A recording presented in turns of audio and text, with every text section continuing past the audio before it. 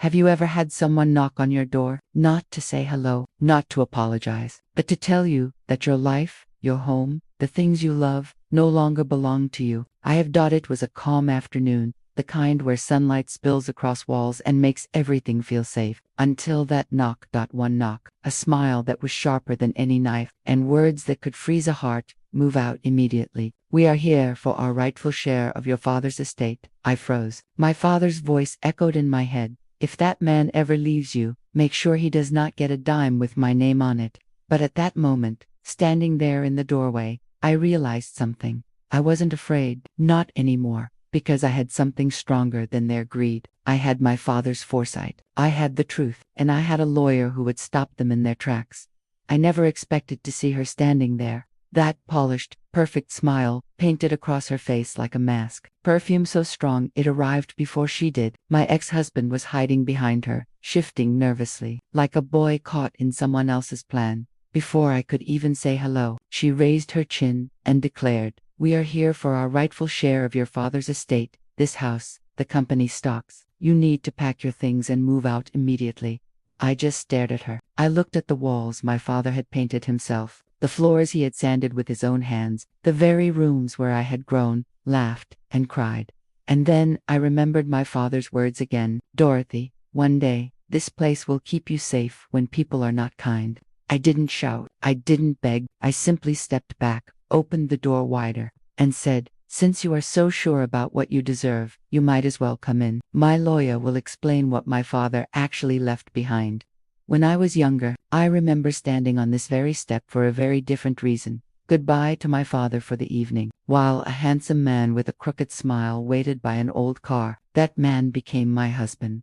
Back then, I believed I had won the lottery of the heart. He made me laugh. He brought me flowers from the side of the road. He spoke of a future together. I wanted to believe every word. My father watched him like a storm watcher, quiet and vigilant, and he left me a warning I didn't understand fully at the time. If that man ever walks out on you, make sure he does not get a dime with my name on it.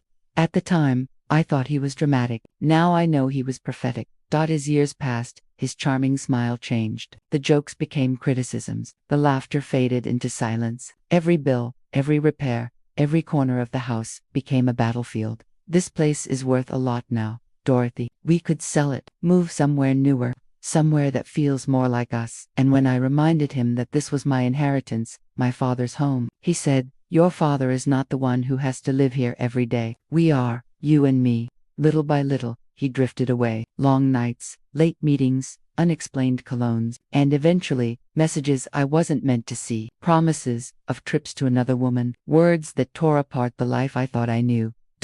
It was quiet, slow, devastating, and it was then I realized he never loved the house, the home, the family. He loved the idea of owning them. My father had anticipated greed long before it arrived at my door. Together with our family lawyer, Mr. Collins, he had drawn deeds, trusts, and a will. Every piece of this house, every share in the company, every inch of my safety, locked down.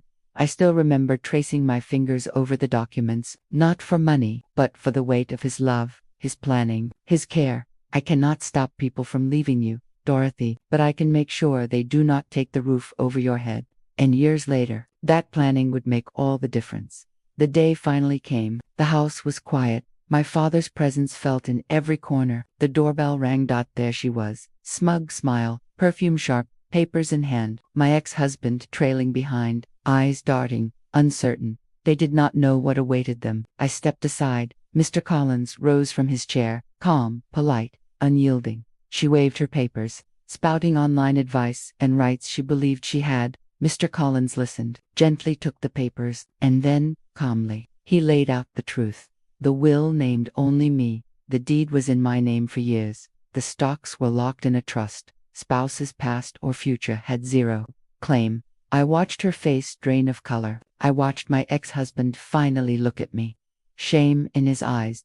And for the first time in years, I felt neither fear nor anger. I felt my father standing beside me. I felt his promise fulfilled. When they left, I closed the door, leaned against it, and let out a breath I didn't know I'd been holding. This house, this estate, my father's legacy, protected not by money, not by walls, but by love, foresight, and courage. I want you to remember this. You do not owe anyone your safety. You do not owe anyone your dignity. You do not owe anyone the legacy you earned or inherited.